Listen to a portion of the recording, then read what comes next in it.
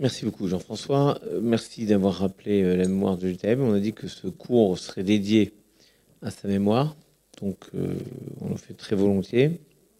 Et puis j'aime l'idée de dédier aussi cette espérance qu'on va partager avec la fête de Pessah pour la libération des otages. Il se trouve qu'il y a un an exactement, jour pour jour, j'étais en Israël, puisque pour les 6 mois, c'était les 6 mois, il y avait un rassemblement de plus de 80 000 personnes à Jérusalem, et avec une délégation de rabbins, nous étions 7 rabbins français. Nous étions les seuls rabbins dans ces 80 000 personnes pour accompagner toutes les familles, parce que, au fond, il y a une sorte de pudeur à accompagner les familles, à dire nous sommes avec vous. Voilà, je trouve important de manifester un an et demi après l'enlèvement inadmissible, insupportable il y avait 250 otages israéliens, qui en est sur 59. Finalement, ça donne malheureusement raison à Peggy qui disait il y a pire que les âmes perverses, il y a les âmes habituées. Et dédier cette étude aussi à la pensée que nous avons pour les otages, c'est dire que non, nous ne sommes pas habitués à leur absence. Alors effectivement, la fête de Pessah, cette fête de Pâques, c'est la fête en un mot de la liberté. Mais d'abord, le mot Pessah vient d'un verset de la Bible qui dit que Dieu est passé au-dessus de la maison des Hébreux. Dans la 10e plaie, donc l'Égypte a subi 10 plaies pour accepter de laisser partir les Hébreux. La 10e plaie, c'est la mort des premiers-nés, et Dieu est passé au-dessus de la maison des Hébreux, maison qui avait été marquée au préalable avec une trace de sang, celle du sacrifice pascal. Donc il y a toute une histoire qui démarre un peu avant la sortie d'Égypte. C'est un moment, mais il y a un préalable. Qui dit liberté de temps. Et c'est le premier texte que on vous a proposé, qui est un texte essentiel, c'est le chapitre 12 de l'Exode. C'est tellement un texte essentiel que le premier Rashi de la Torah, dans Bereshit, le premier, dit « La Torah aurait dû commencer là ». Aucun intérêt de savoir Abraham, Isaac, Jacob, Sarah, Rachel, Rebecca, Léa. Ok, c'est bien. Mais en fait, on aurait dû commencer là, la Torah. Parce que c'est la première règle. Dieu demande aux Hébreux, regardez, ce mois-ci sera pour vous le premier des mois. Vous serez un peuple libre si vous arrivez à compter le temps tout seul. Un esclave n'a pas son temps, il n'est pas propriétaire de son temps. Ce sont d'autres qui disposent totalement de son temps. Mais vous allez devenir libre quand vous allez être capable de compter vous-même votre temps. C'est la première référence. Ce mois-ci sera pour vous le début des mois, sera pour vous le premier des mois de l'année. Voilà pourquoi Rosh Chodesh, le premier du mois de Nissan, c'est l'un des 4 nouvel an que nous avons dans l'année. Et donc, le 10e jour du mois, chacun se procure un agneau, etc. Donc il y a à la fois le temps et le regroupement. Vous vous regrouperez par famille avec vos voisins pour offrir ce sacrifice pascal. Donc 2 notions essentielles, 1 le temps, 2 le regroupement. Et regardez la quasi-prophétie de Rashi.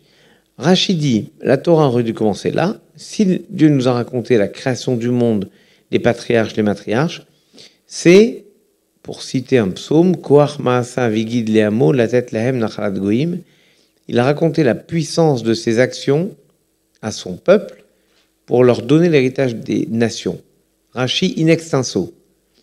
Quand les nations viendront vous dire l'istime atem, vous êtes des voleurs qui volaient la terre sainte, vous leur direz, Dieu a créé le monde, il a donné la terre à des peuples qui ont démérité, il nous a donné la terre, nous en sommes responsables. Et donc, on voit à quel point cette liberté, elle est difficile à avaler par le monde. Liberté de compter le temps, liberté de posséder la terre que Dieu nous a promis. La liberté, vous vous dites, ok, les Hébreux sont sortis d'Égypte, ils ont été libres. Pas du tout. Ils ne sont pas libres. Il n'y a, et c'est terrible, que 1/5 des Hébreux qui va sortir d'Égypte.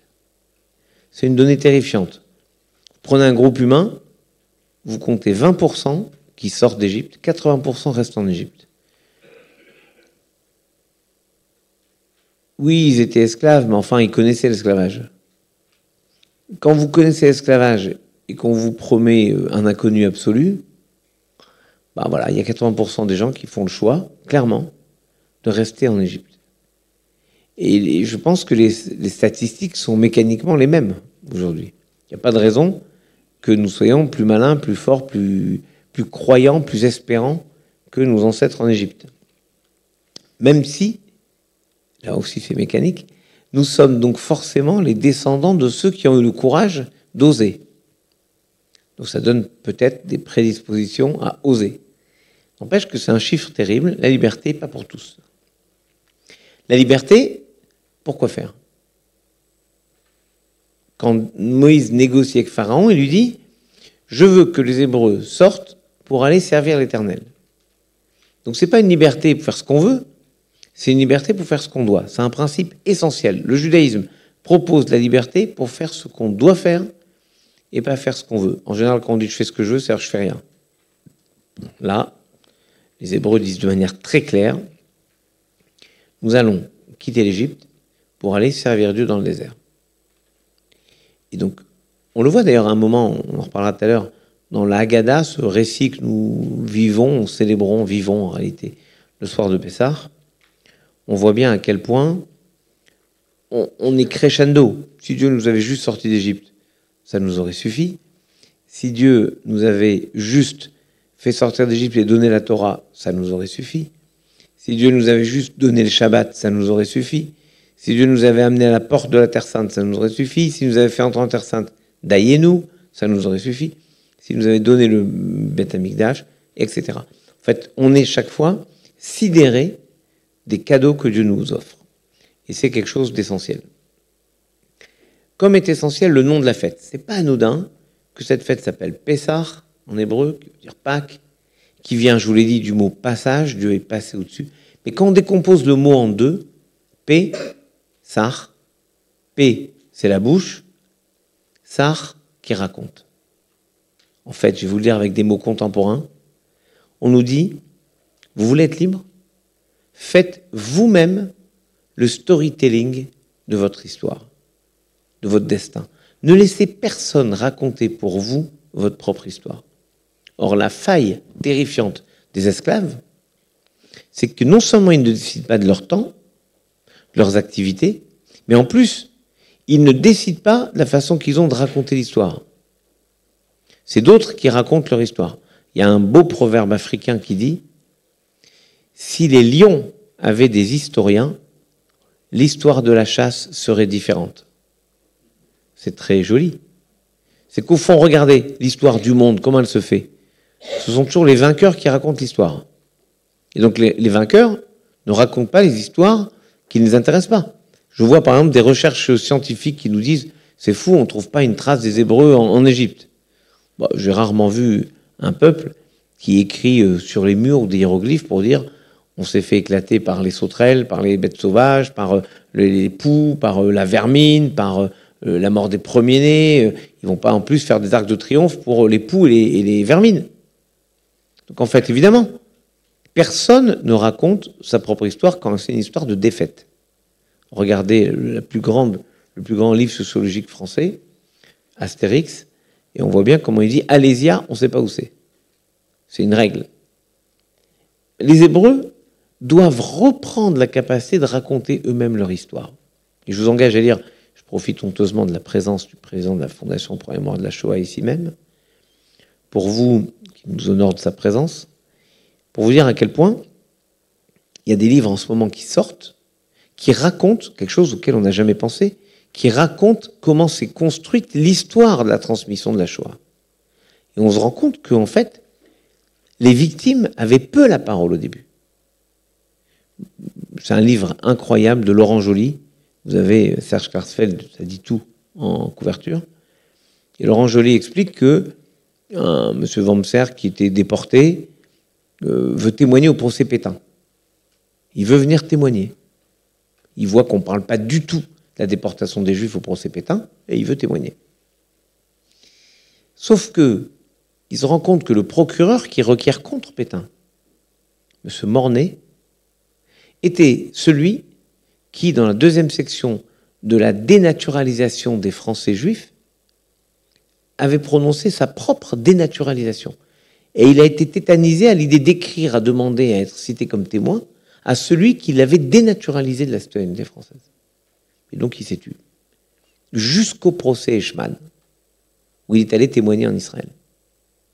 C'est vous dire à quel point le silence empêche de raconter l'histoire.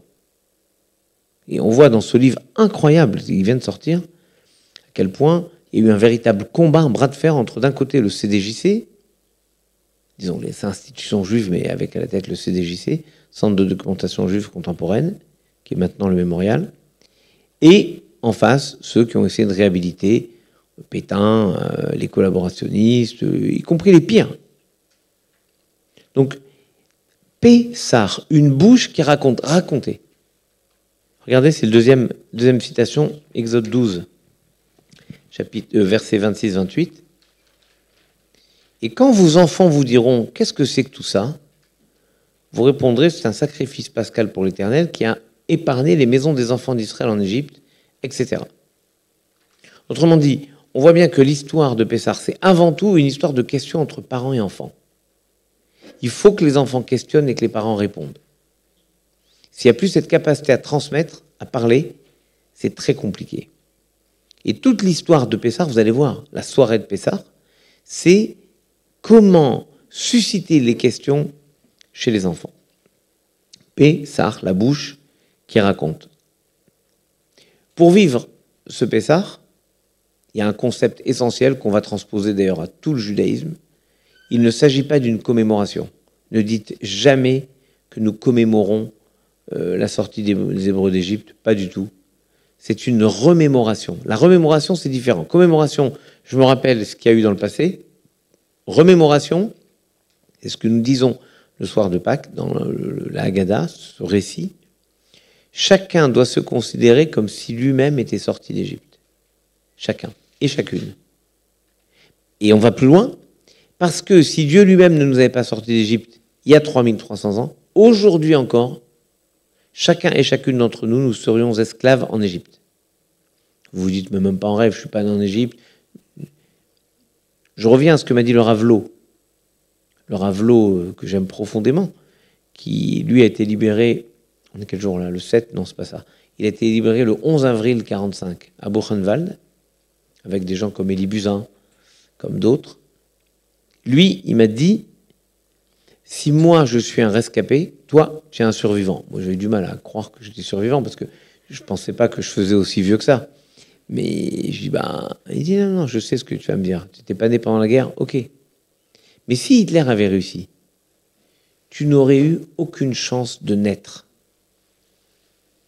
Et donc, nous, on doit se dire, si Dieu lui-même n'était pas venu sortir les Hébreux d'Égypte, il n'y avait aucune chance pour que les Hébreux réussissent à s'extraire de l'asservissement sécurisante, je le dis comme ça, qu'incarnait l'esclavage en Égypte.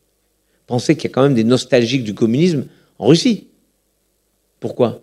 Parce qu'il n'y avait pas le choix de voiture, avec une seule voiture, et vous avez 32 ans d'attente avant d'avoir la voiture. Enfin, si vous n'avez pas démérité, si vous ne trouvez pas la Loubianca entre-temps. Mais globalement, il n'y a pas de choix. Et pour certains, regardez, 80% des Hébreux de l'époque, c'est plus sécurisant. Je préfère une situation difficile que je connais qu'une situation que je ne connais pas, même si on me promet monts et merveilles. Donc, nous sommes dans la remémoration, et la fête de Pessar, c'est ça. On va se remettre nous-mêmes en état d'esclavage pour comprendre que si de cet esclavage-là, les Hébreux ont pu sortir, nous, chacun, chacune, aujourd'hui, nous pouvons sortir de nos esclavages, de nos Égyptes personnels. C'est ça le concept de la fête. Si on se prenait une feuille, là, tous, dans la feuille que vous avez devant vous, j'en vois certains avec des feuilles, marquez dans un petit coin de la feuille vos esclavages personnels.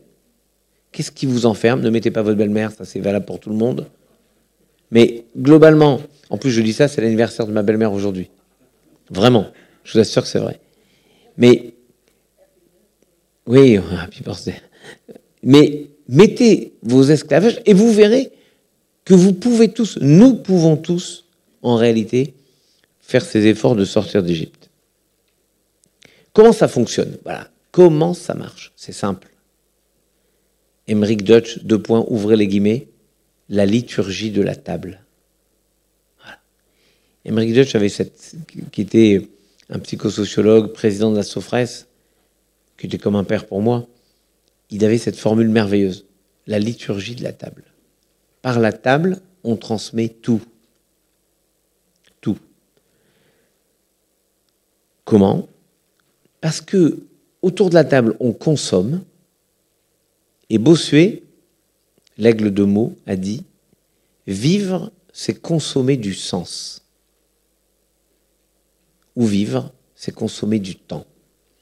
C'est-à-dire, c'est donner du sens au temps, du poids au temps, et consommer ce temps. De mon point de vue, tout fait sens le soir de Pessah. Il n'y a rien d'anodin, rien. Depuis le début, depuis l'enchaînement de la répétition des diverses étapes qu'on passe. Par exemple, tout le monde connaît les 4 enfants le soir de Pessah. Vous les connaissez tous? Il y a quoi? Quels enfants il y a? Le sage, le méchant, le simplet et celui qui ne s'est même pas posé de questions. Ok, vous vous dites c'est la table, il y a les parents et il y a les 4 enfants. Pouf, pouf, pouf, pouf. Voilà. Le même Ravelot, dans un livre de commentaires magnifique sur la Haggadah de Pessah, il explique ça de manière lumineuse. Il dit non. Tu vois 4 enfants, tu les vois comme ça, vois-les comme ça. D'abord, 4 enfants, ça veut dire 6 générations. Parce que s'il y a les enfants, il y a les parents dessus, une génération. Il y a les parents. Les parents ont un enfant. C'est le chacham. Il sait tout. Il connaît tout. Il a tout fait chez ses parents. Il connaît par cœur tout. Mais il pose quand même une question étrange. Il dit, à quoi ça sert tout ça? La seule différence, d'ailleurs, entre sa question et la question du méchant, c'est que le méchant dit, quelles sont ces règles pour vous? Alors on lui répond, pour toi, l'achem velolo, pas pour lui. Donc toi, tu t'exclus toi-même du groupe. Mais le sage, il pose la même question, sauf qu'il ne dit pas pour vous. Quelles sont ces règles que nous avons? Il applique les règles. Donc les parents qui sont des dévots, des gens formidables, ont un enfant qui est un sage. Lui-même a un enfant qui est le rachat, le méchant. Pourquoi? Il pose une bonne question. Parce que le méchant, à la table de ses parents, il a tout vu, mais il n'a rien fait. Donc il connaît tout, mais il ne fait rien. Lui-même a un enfant. Il a un enfant qui est le simple. Il n'a rien vu faire chez ses parents. Il sait qu'on doit se retrouver à ce moment-là. Donc c'est le simplet. On le met sur une table, il se met à la table. On lui dit, penche-toi, bois le vin, il se penche, il boit le vin. On lui dit, mange la galette, il mange la galette. On lui met du machin dessus, là, le charoset, il met le charoset. On lui dit, il fait, c'est pas compliqué. Lui-même a un enfant à qui il n'a pas transmis grand-chose et qui ne sait même pas qu'il faut poser des questions. Mais le Ravelot va plus loin et dit, celui qui ne sait pas poser des questions, lui-même a un enfant. Il n'est même plus à la table. Et moi, ça m'a fait penser à la nouvelle de Israël Zangvil, qui s'appelle Chad Gadia, qui est terrible. C'est formidable parce que cette nouvelle, traduite en français, est publiée par Peggy dans le Cahier de la Quinzaine. C'est cette nouvelle qui va transfigurer littéralement Edmond Flegg. C'est une histoire terrifiante d'un jeune qui arrive voir ses parents à Venise. Et il arrive les voir, il est tellement loin de la religion qu'il ne sait pas qui vient les voir le soir de Pessah. Donc il arrive, voit ses parents, et paf, il y a le céder de Pessah. Bon, il est là, il s'assoit. Et son père est furax, parce qu'il le sent loin, pas concerné, et donc il lui fait sans arrêt sentir qu'il n'est pas à sa place. En gros, il sent que chez son père, à la table de ses parents, il n'est plus assez juif. Mais comme dans le monde, on passe son temps à lui dire qu'il est trop juif, il comprend que dans le monde, on lui renverra toujours à sa judaïté. Chez lui, il n'est plus assez juif. Il décide de se suicider.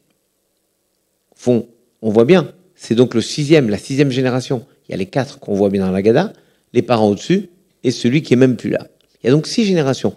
Voilà comment peut se décrypter chaque passage de la Haggadah. qui fait sens et qui nous interroge. Alors, je sais, dans toutes les familles, tout le monde se bat pour lire le rame, personne ne veut lire le rachat. Personne ne veut lire le méchant. Au point que c'est souvent moi qui m'y colle. Mais, enfin, en tout cas chez moi.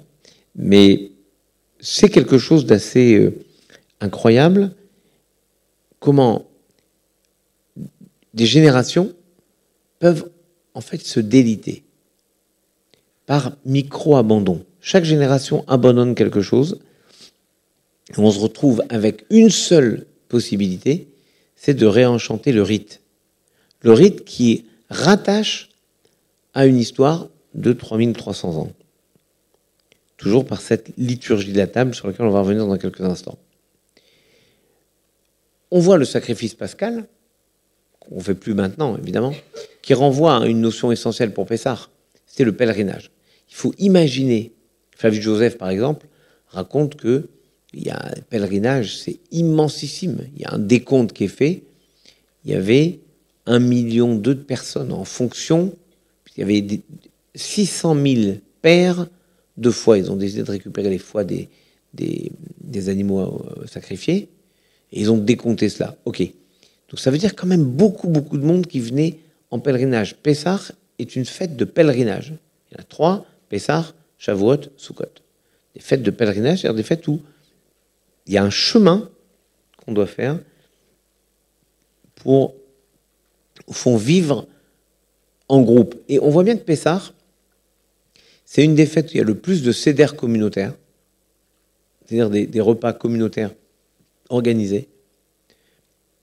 On invite du monde et nous avons même une place vide pendant le seder. L'an passé, d'ailleurs, pour les 6 mois des otages, je vais demander que dans toutes les tables de Pessah, on garde un rappel, une chaise vide, si on peut, un rappel de l'absence des otages.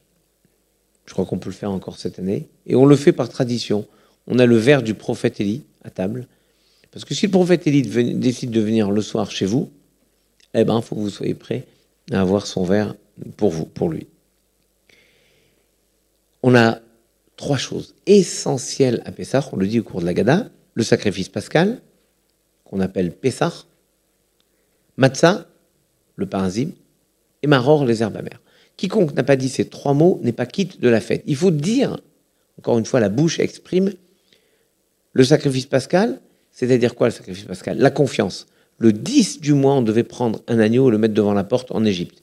On est parti que le 14 au soir. Et il fallait 4 jours avant annoncer, moi je sais, j'ai confiance. La matzah, c'est le pain de misère. Je ne veux pas partir pour qu'on me promette le grand soir.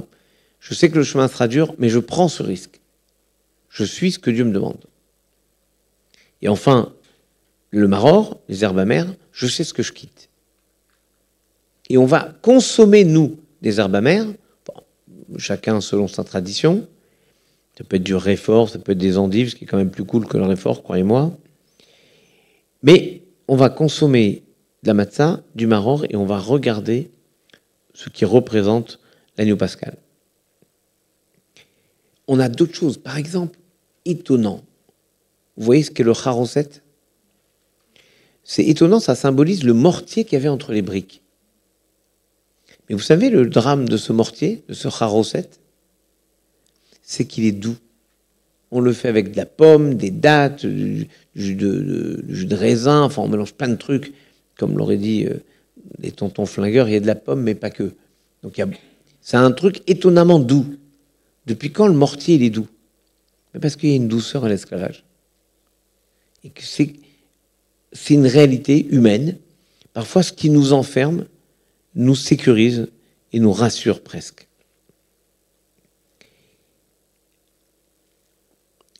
Les coupes de vin, ça c'est extraordinaire. Les coupes de vin symbolisent les façons que Dieu a eues d'annoncer la délivrance. On a 4 coupes de vin, il y en a même une 5e si on veut compter différemment.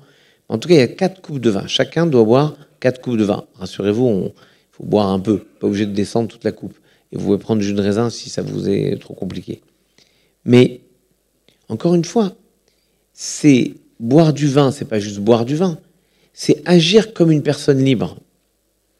Et être capable de dire, c'est pas parce que j'ai eu ma liberté que j'ai pas une autre forme de liberté et une autre forme de liberté et une autre forme de liberté. 4 formes de liberté différentes. Parce que même si on est libre, on a toujours une liberté à conquérir. Ici, je ne pense pas que nous soyons victimes d'esclavage, les uns les autres. Même si j'en sais rien, en réalité. Mais toi, non, manifestement, puisque tu es parti à la retraite et tu reviens travailler bénévolement. C'est que, manifestement, tu n'es pas en situation d'esclavage. Mais, je ne sais pas, je ne connais pas nos vies, mais même si on est libre, on a toujours des libertés à conquérir. Toujours. Je vois par exemple le combat très courageux de ceux qui veulent devenir libres par rapport au tabac, libres par rapport à l'alcool. On a des combats à mener qui sont des combats de liberté. Telle ou telle addiction, ça peu importe, chacun fait comme il veut. Et comment ça se construit, encore une fois, par le récit. On va raconter. Et on ne va pas commencer par une histoire glorieuse. Mes ancêtres sont sortis d'Égypte. Non, non. Vous savez comment on commence? On commence avec notre ancêtre qui était un idolâtre. Terach Avi Avraham. Le père d'Abraham, notre ancêtre, donc, parce qu'Abraham c'est notre ancêtre, ok, mais enfin il avait un père, Abraham, donc c'est aussi notre ancêtre, mécaniquement. C'était un idolâtre. Alors si vous voulez la ramener, calmez-vous. En gros c'est ça. Ça dit, attention, Arami Oved Avi. Et puis il est parti en Égypte, etc. Et puis après on commence, au lieu de rencontrer la grandiose histoire des Hébreux qui sortent d'Égypte, non, on commence pas là, on commence un peu avant. Voilà comment était leur esclavage. Terrifiant. Terrifiant. D'anonymisation de ce que malheureusement nous avons connu il y a 80 ans. De négation de l'humanité. Pharaon décide de tuer tous les garçons. Et il a servi dans une violence terrible tout le peuple d'Israël. Et on va raconter ça. Et regardez la troisième citation. Tu donneras alors cette explication à ton fils. Encore une fois, il y a un enjeu majeur dans la Bible. Vous voyez, je pense que l'idée de raconter à ses enfants est encore plus présent que vous mangerez de la matzah. Vous allez voir, c'est la dernière citation seulement. Vous mangerez de la matzah. Mais avant, on est déjà à la deuxième. Tu donneras alors cette explication à ton fils. C'est en mémoire de ce que l'Éternel a fait pour moi lors de ma sortie d'Égypte. Etc. Donc, on voit à quel point il faut rappeler que Dieu nous a fait quelque chose d'extraordinaire en nous sortant d'Égypte. Mais cette sortie d'Égypte nous oblige. Regardez le verset suivant. Veger l'otoné velotil chatsenu, et ne va pas maltraiter l'étranger ou l'opprimé, qui guérit meitem beret Misraïm, c'est Exode 22, car vous avez été étranger dans le pays d'Égypte. Et vous connaissez la difficulté d'être étranger dans un pays. Alors, ne soyez pas aveugles sur la souffrance des étrangers. Ne soyez pas aveugles, ne fermez pas vos yeux. Ça, c'est dans le roman de Renard, quand Chantecler dit « Maudits soient les yeux fermés ». Ne fermez pas vos yeux sur la souffrance du monde. Et pourquoi? Parce que le monde a fermé ses yeux sur votre souffrance. Et c'est tout le cynisme de ceux qui accusent maintenant les victimes d'être les bourreaux. Tout le cynisme de cette accusation inversée, elle est là. C'est que le judaïsme n'a jamais fermé les yeux sur aucune souffrance dans le monde. Je renvoie à ce que disait Flegg. Pourquoi je suis juif? Parce que partout où un homme souffre, le juif souffre avec elle. Ou pleure une souffrance, mot à mot exactement. Donc, cette idée-là, elle est essentielle. Tu es sorti d'Égypte, Dieu a fait un miracle pour toi. Ne regarde jamais ceux qui sont opprimés comme s'ils t'étaient étrangers. C'est toi que tu vois. Je pense à ce que disait Fanon. Oui, c'est Fanon qui disait ça. Quand on parle d'antisémitisme, tends l'oreille, c'est de toi qu'on parle.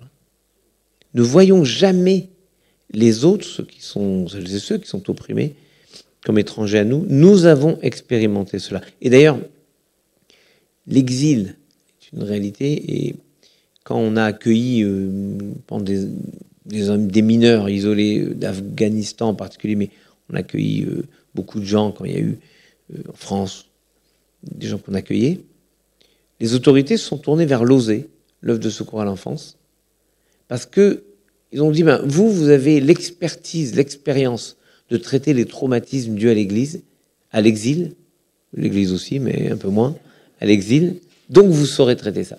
Et moi, j'ai été touché que, finalement, ceux qui savent traiter l'exil, ce sont les Juifs.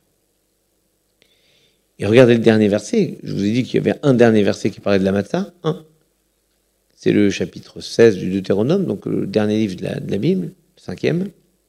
Shamor et Chodesh Aviv, observe bien le mois des épis, on peut traduire comme ça, et célèbre Pesach en l'honneur de l'Éternel ton Dieu, car c'est dans ce mois que l'Éternel ton Dieu t'a fait sortir d'Égypte pendant la nuit.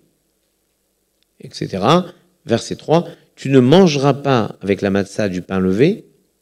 Pendant 7 jours, tu mangeras des pains sans levain, lechem oni, un pain de misère. Ki bechipazon yatzata misraim. Car c'est dans la précipitation qu'il est sorti d'Égypte. C'est faux. Je vous dis juste, c'est faux, mais c'est pas grave. Ce verset pourrait être interprété en disant, puisqu'ils n'ont pas eu le temps de laisser le pain levé, ils ont mangé le pain rapide. En réalité, c'était annoncé avant la sortie d'Égypte, qu'ils devraient manger un pain non levé. C'est que c'est un signe, encore une fois, c'est du sens. Pessar, c'est le moment du sens. Et le pain sans levain, d'abord, c'est un pain qui ne lève pas, donc il n'a pas d'orgueil. Et quand on a été esclave, on doit moins la ramener que d'autres. Il n'y a pas de raison d'être orgueilleux. Ça m'a toujours amusé, un peu énervé. J'ai passé un long Shabbat en Italie, avec toutes les communautés juives d'Italie qui se réunissaient, donc j'étais invité. Et c'est vrai que pour celles et ceux ici qui ont prié en Italie, c'est un rite un peu spécial. Alors je leur demande, alors c'est quoi? C'est un rite ashkénaze ou séfarade? C'est un rite italien. Je leur dis, ouais, c'est bien. Parce qu'en fait, vous avez été déportés les premiers. Parce que c'est les premiers qui sont arrivés avec les légions romaines de la chute de Jérusalem. C'est pour ça qu'ils sont là-bas. Donc ils sont passés ni par les pays du Maghreb, ni par les pays d'Europe centrale. Donc en fait, oui, techniquement, ils sont ni ashkénazes ni séfarades. Je dis, voilà, vous avez été déportés les premiers, donc vous êtes contents. Mais quand tu as été esclave, oublie l'orgueil. Oublie l'orgueil. Et on va manger pendant une semaine du pain. On pourrait se dire, mais après tout, si c'est si important que ça, pourquoi on ne mange pas de la galette toute l'année? Si le levain, c'est l'orgueil, c'est pas bien d'avoir de l'orgueil pendant Pessah, c'est pas bien non plus d'avoir de l'orgueil aujourd'hui ou une semaine après Pessah. Donc pourquoi manger du pain normal? On devrait manger de la galette toute l'année. Alors d'abord, c'est les gastro-entérologues qui se sont opposés à ça. Première chose, ça c'est sûr que faut pas abuser. La deuxième, c'est comme le Shabbat. Là, j'ai mis mon téléphone pour avoir l'heure. Mais il y a des gens qui ne peuvent pas vivre sans leur téléphone en permanence. Mais moi, Shabbat, j'ai pas le téléphone. Donc si je suis pas addict le Shabbat, je peux me débarrasser du téléphone quand je veux. Je suis capable de le faire. Les gens qui ne fument pas Shabbat prouvent par là qu'ils ne sont pas addicts, tenus, enfermés, esclaves. Donc si on est capable de se passer de levain pendant 8 jours, c'est qu'au fond, on n'est pas addict à cela. Et qu'on puise dans ce qu'on vit un élan pour toute la suite de l'année. Nous avons dans Pessah 2 choses. D'abord, quelque chose d'étonnant. Vous lisez la Haggadah, donc le récit, il n'y a pas une seule fois le nom de Moïse. Vous vous rendez compte? C'est Moïse qui sort les Hébreux d'Égypte à la demande de Dieu. Mais sur tout ce long texte, il n'y a pas une seule fois le nom de Moïse. Pourquoi? Parce que vous pourriez vous dire, nous pourrions tous nous dire, oh, fastoche, s'il y a Moïse. D'accord, mais là, il n'y a pas Moïse. Donc s'il n'y a pas Moïse, je ne peux pas sortir de mes esclavages. Voilà. Si j'avais Moïse, oui, je sortirais, mais pas maintenant. Il n'y a pas Moïse, parce que les Hébreux seraient sortis avec ou sans Moïse. Il se trouve que c'est Moïse, puisque Dieu lui a demandé de le faire. Mais c'est Dieu lui-même qui s'en est occupé. Voilà pourquoi on dit le soir de Pessah, Ani, moi, dit Dieu, c'est moi qui suis venu sortir les Hébreux d'Égypte, Ani velo malach, moi et pas un ange. Ani velo shaliach, moi et pas un envoyé. Ani velo saraf, moi et pas un séraphin. Moi-même. Et moi et pas Moïse. Une façon de nous dire, mais Dieu qui s'occupe de nous tout le temps de la même façon, a aussi la possibilité de nous aider, de nous accompagner dans notre capacité à oser sortir d'Égypte. C'est juste une question d'oser. Est-ce qu'on ose ou pas? La deuxième chose, donc pas Moïse, ça c'est très important. Et la deuxième chose, c'est dans la Haggadah, vous avez une partie rituelle, religieuse, et après vous avez des cantiques, et après vous avez des chants. En général, plus personne n'est là. Il y a 30 personnes pour le seder, il y en a 40 pour le dîner, et il y en a 2 ou 3 pour la fin. Les prières à la fin, tout le monde dit « je suis fatigué, je veux partir ». Les meilleurs disent « on va aider à ranger un peu ». Et donc vous finissez vaguement la prière à toute vitesse, pendant que tout le monde est parti, les autres rangent et les troisième partie dorment. Okay, c'est dommage. Parce que les chants, après, c'est magnifique. Alors on finit avec ce chant Chad Gadia. Il y avait un agneau que mon père avait acheté pour 2 sous. Il est venu le chat, il a mangé l'agneau que mon père avait acheté pour 2 sous. Il est venu le chien, il a mangé le chat qui a mangé l'agneau. Il est venu le bâton, il est venu le feu, il est venu l'eau qui a éteint le feu, qui avait brûlé le bâton, qui avait frappé le chien, qui avait mangé le chat, qui avait mangé l'agneau que mon père avait acheté pour 2 sous. Dans cette allégorie des royaumes qui viennent les uns après les autres, dominer le royaume précédent, se faire dominer par le royaume suivant, à la fin des fins. Vient l'ange de la mort, il règle son compte au shochet, à l'abatteur rituel, etc. Vient Dieu, il règle son compte à l'ange de la mort, qui avait réglé son compte au shochet, qui avait tué le taureau, qui avait bu l'eau, qui avait éteint le feu, qui avait brûlé le bâton, qui avait frappé le chien, qui avait mordu le chat, qui avait mangé l'agneau que mon père avait acheté pour 2 sous. Bon, c'est le chant ultime de délivrance, dans lequel on dit à Dieu, mon Dieu, on ne sait pas le temps que ça prendra l'histoire, mais à la fin, on sait que les gentils gagnent. Et en fait, c'est ma grande théorie absolue. À la fin, les gentils gagnent. Et si les gentils ne gagnent pas, c'est que ce n'est pas encore la fin. Voilà. C'est d'ailleurs quand vous rentrez à Auschwitz au pavillon israélien, vous entrez, avant de tourner à gauche, là où il y a ces images incroyables de tous ces moments de joie qui existaient avant la Shoah, vous avez un petit hall d'entrée où il y a une chanson. Voilà ce qu'elle dit, cette chanson. Ani ma'amin be'emuna shelema. Je crois avec une foi absolue. Beviat HaMashiach, dans la venue du Messie. Ve'afralpi chez Itmahmea, et même s'il tarde un peu, achakelo etchavu, moi, je l'attendrai jusqu'à ce qu'il vienne. Au fond, Pessah, c'est ça. Regardez. Je vous ai parlé de Chad Gadia, mais il y a d'autres chants, notamment Bimhera, Ibané, on va reconstruire le temple. Ce qui fait que dans les traditions alsaciennes, on souhaite à Pessah, Baugut, c'est-à-dire construisez bien. C'est du judéo-alsacien. Construisez bien parce qu'on dit, on va construire Bimhera, Bimhera, on va construire très rapidement, très prochainement. Mais regardez que depuis plus de 2000 ans, les Juifs, le soir de Pessah, finissent l'ultime phrase avant d'entamer ces chants, c'est les Shana Aba'a Birushalayim. L'année prochaine à Jérusalem. Et bien maintenant, il y a quoi? Il y a Jérusalem. Donc au fond, c'est un grand principe, Pessah. C'est la mère de toutes les libérations. C'est la mère de toutes les espérances. Sans Pessah, il n'y a pas d'espérance du tout. Il n'y a pas de suite de l'histoire. Et n'oublions pas d'ailleurs que les deuxièmes fêtes de Pessah, ça c'est les premières fêtes de Pessah, la libération. Les deuxièmes, c'est le passage de la mer Rouge. Parce qu'on pourrait dire on est sorti, mais on a essayé, c'est infranchissable, qu'est-ce qu'on va faire? N'aie pas peur. Dieu te fait sortir d'Égypte pour te promettre un avenir. Il te promet une promesse. Et donc, moi je crois qu'aujourd'hui, dans le cadre de cette remémoration, non pas commémoration historique, mais remémoration, on a 2 choses à faire. Une introspection pour reconnaître, pour voir, détecter nos manques et nos enfermements, nos mitzraïm. Mitzraïm, c'est l'Égypte en hébreu, mais ça vient du mot metzar qui veut dire étroit, ce qui nous enferme. Quelles sont les conditions qui nous enferment, qui nous empêchent de faire ce qu'on aime, ce qu'on a envie? Non. Et ensuite, de construire un chemin de possibilités. Pour ça, pour construire ce chemin, il faut une décision, mais il faut en parler. Il faut qu'on puisse raconter l'histoire. Et raconter, ça veut dire transmettre l'histoire.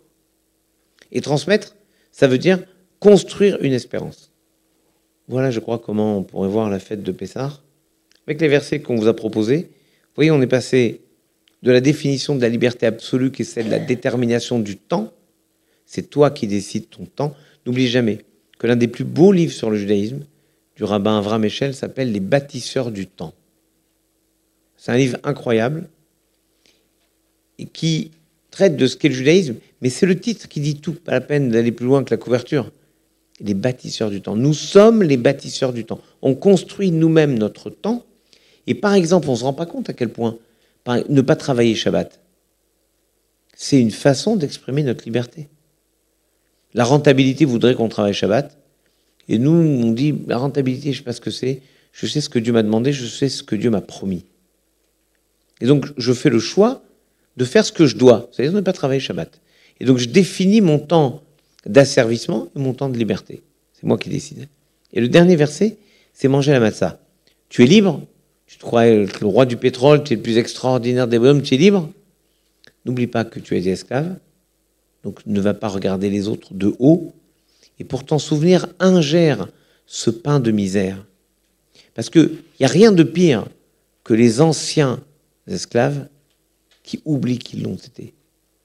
Rien n'est pire que ceux qui ont vécu une situation et qui refusent de la voir chez les autres, d'envisager de la soulager chez les autres. Et moi, je crois que manger la matzah, c'est un peu toute proportion gardée, comme quand à la fin d'un mariage, on casse le verre. Le khatan casse un verre. Pourquoi il casse le verre? Pour se rappeler que oui, lui, il est heureux. On peut espérer au moins que quelques minutes après le mariage, il est encore heureux, sous la choupa. Au moment où il est heureux, il doit se casser un verre pour se rappeler, un, que le temple n'est toujours pas reconstruit, deux, qu'il y a du malheur dans le monde, et qu'être heureux, ça implique l'impératif ardent d'instiller du bonheur dans le monde. Manger du pain azim, c'est savoir que nous, on le fait par choix parce qu'on suit l'ordre de Dieu, mais qu'il y a des gens qui, toute leur vie, mangent du pain de misère quand ils arrivent à trouver du pain de misère. Et ça, c'est une considération permanente du judaïsme. N'oublie pas que tu es sorti d'Égypte. Moi, l'Éternel, je t'ai fait sortir d'Égypte. Alors toi, sois celui qui va faire sortir les autres de leur Égypte, en tout cas qui va leur donner la perspective et l'espérance. Voilà ce que je voulais partager avec vous sur la fête de Pessah. Et maintenant, je réponds à vos questions. Il nous reste un quart d'heure comme prévu. Merci infiniment. Et donc,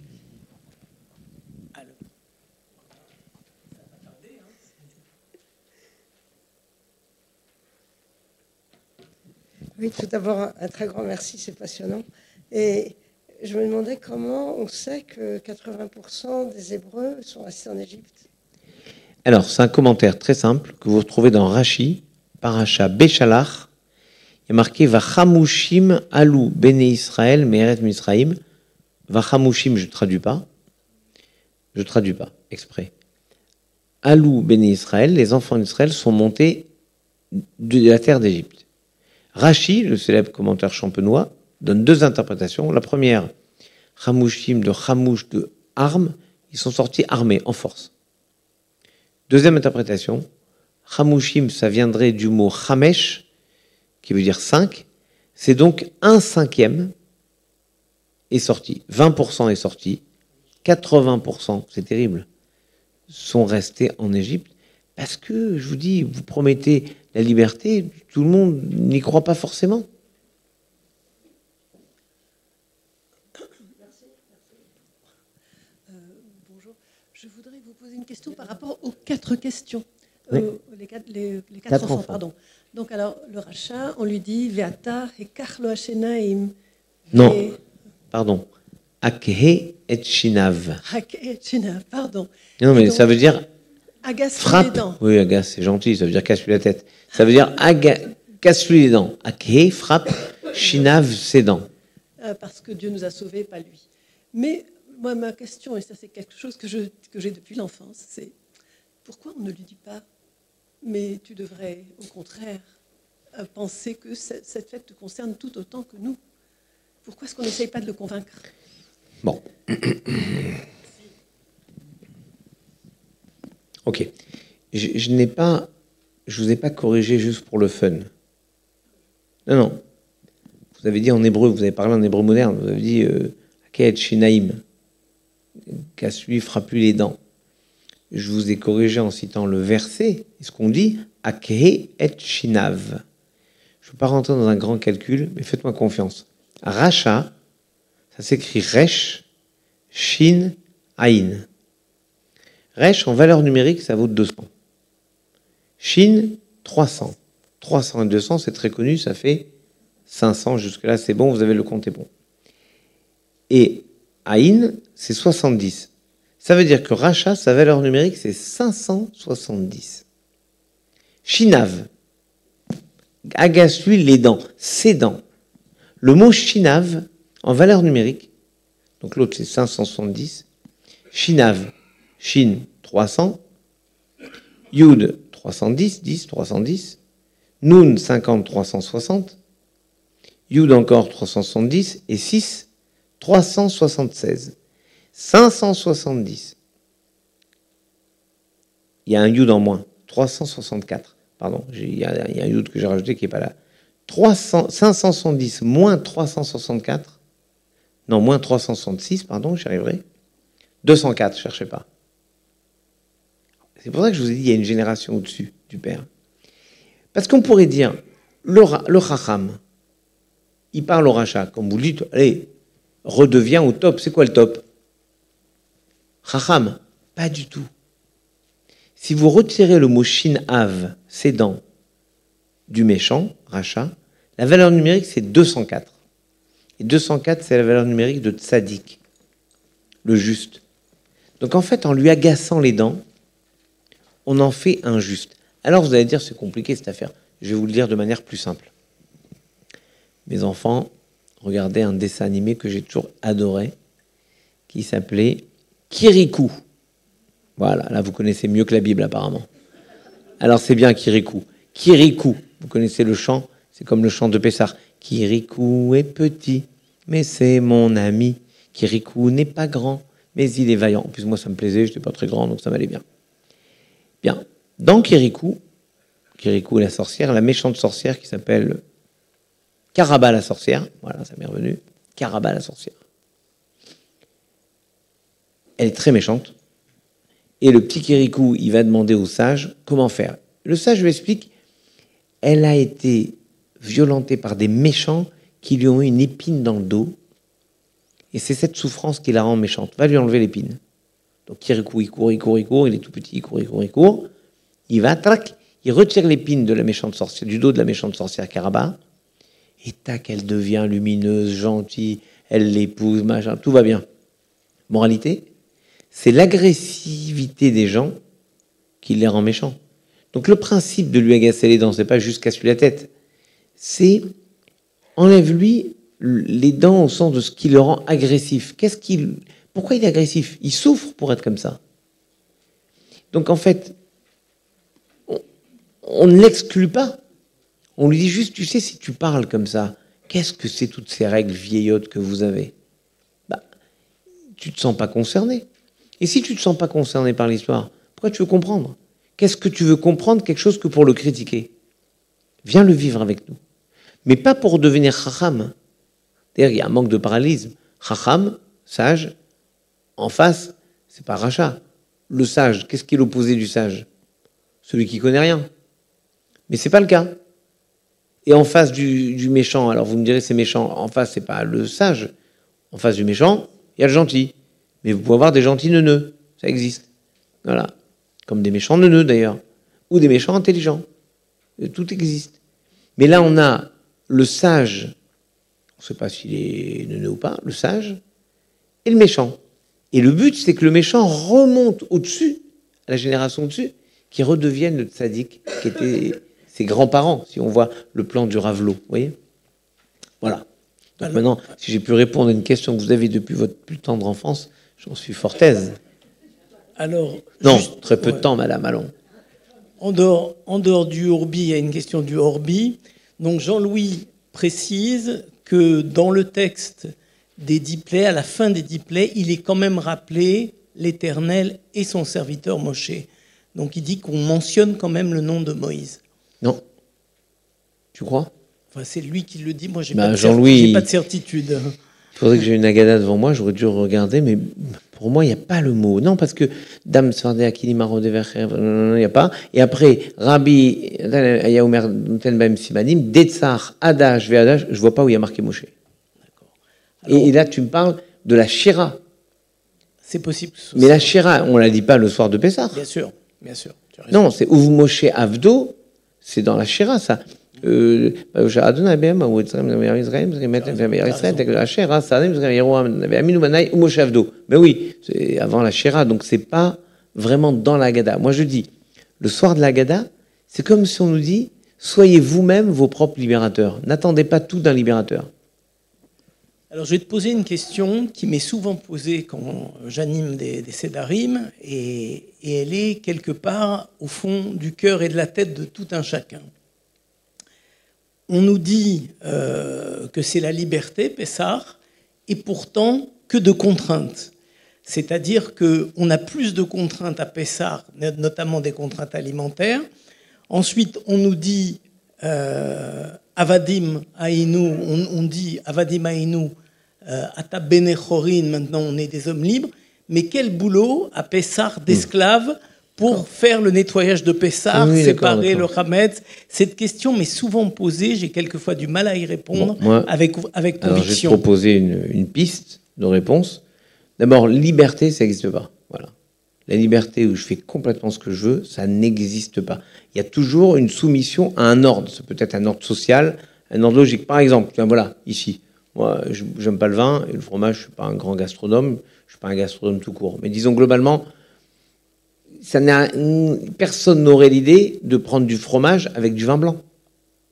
Qui a l'idée de faire ça? Le calandos, le fromage, c'est avec du vin rouge. Où c'est marqué dans la Torah? Non, mais je te demande. Voilà, tu te soumets à une règle. Tu sais, alors me soumettre à ça ou dire que je ne mélange pas de la viande ou que je ne prends pas du chametz à Pessah, en fait, de toute manière, on est soumis à des règles, qu'on le veuille ou pas. Alors, Dieu nous dit, vous savez quoi? Choisissez les règles auxquelles vous voulez être soumis. Les miennes, nous dit Dieu, elles ont un sens. On va le trouver ensemble, d'ailleurs. Elles ont un sens. Et même quand vous ne le comprenez pas, vous allez chercher. Et le sens, c'est la recherche. Maintenant, si tu es capable de m'expliquer pourquoi il faut que du vin rouge avec le fromage, trouve du sens à ça, et réfléchis, et fais un livre, et fais un Talmud là-dessus. Je suis d'accord. Mais en attendant, on a toujours des règles, même les règles sociales. Je n'aurais pas l'idée de laisser une dame rentrer avant moi dans un ascenseur. J'ai toujours vu les gens, c'est rigolo, parce que les gens ils s'effacent pour laisser rentrer une dame avant eux dans l'ascenseur. Quelle hérésie! On entre, quand on est un homme, toujours avant les femmes dans les lieux dangereux. La terre ferme, c'est solide, c'est connu. L'ascenseur, c'est dangereux. Donc, nous rentrons, nous les hommes, avant les femmes dans l'ascenseur. En revanche, on laisse les femmes sortir les premières de l'ascenseur. Même si on est devant, on s'écarte, on laisse passer. Okay? C'est une règle de bonne conduite, de galanterie, où c'est marqué dans la Torah. Pourtant, je m'y soumets. Alors ça, ou autre chose, on a tous des règles. Dès que nous vivons en société, c'est Durkheim qui a expliqué ça. Une société, ce sont des rites et une tribu pour les porter. Donc on a des rites sociétaux. Ceux-là ou ceux-là. Manishtana. Manishtana. D'autres questions? Ben oui, il y a une autre question. C'est sûr qu'il y a d'autres questions. On va voir si Jean-Louis n'avait pas une autre question là.